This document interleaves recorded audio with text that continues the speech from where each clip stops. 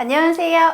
덴탈플린 강사 김효진입니다. 네, 이번 시간에는 보험 임플란트의 산정 지침 이외에 보험 청구하는 단계별 산정 지침을 알아볼 거예요.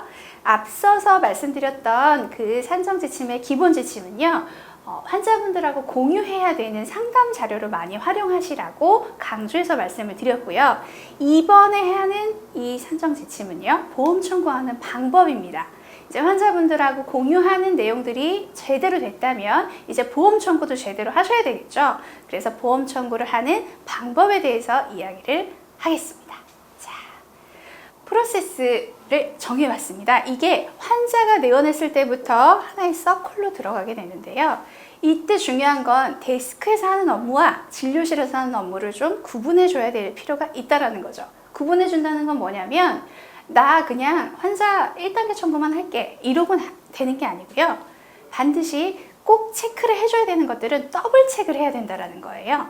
하나의 원으로 이루어지려면, 프로세스를 만들려면 이 각 시점에서 반드시 있어줘야 되는 것들이 있어야 되는 거죠. 이걸 누가 챙길 것이냐? 데스크에서도 챙기고 진료실에서도 챙겨야 되는 거예요.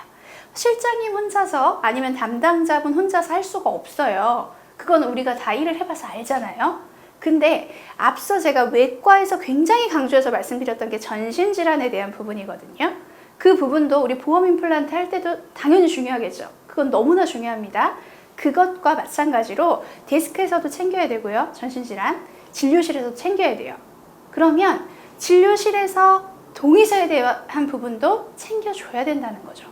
앞에 데스크에서 챙겨주셨다면 한 번 더 언급을 해주시면 되고요. 앞에서 미처 놓쳤다면 진료실에서 커버를 해주셔야 되는 거예요. 그리고 나서 마지막에 끝나고 나서는 주의사항에 대한 부분도 진료실 내에서 한 번, 그리고 밖에 나와서 데스크에서 한 번. 물론 이렇게 돼야 되는 데는 전제 조건이 있습니다. 어떤 거냐면 주의사항에 대한 부분, 그리고 신청서 작성하고 동의서에 대한 부분들까지도 같은 내용으로 전 직원이, 전 병원에 있는 가족들이 공유를 하고 있어야 된다는 거죠. 네. 그래서 프로세스가 만들어질 수가 있는 겁니다. 어떤 분들은 물론 교과서적인 주의사항이기 때문에 다 똑같다고는 하겠지만 말을 하는 거에 있어서, 표현하는 거에 있어서 다르게 느껴질 수가 있어요. 어감 자체가. 그러니까 다른 내용일 수가 있죠.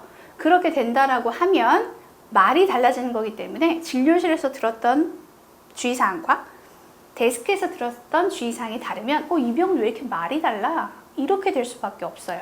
그렇기 때문에 보험 임플란트라고 해서 소홀해지시면 안 된다고, 상담에 있어서도 소홀해지면 안 된다고 이야기했지만 이런 프로세스를 가지고 설명을 하는 거에 대해서도 소홀해지시면 안 됩니다. 그래서 우리 병원에서는 구멍이 혹시 있지는 않은가? 이 프로세스를 보고 어디에서 자꾸 미스가 나는 건 없는가, 이런 것들을 좀 체크해 보시라고 제가 한번 만들어서 가지고 와 봤습니다.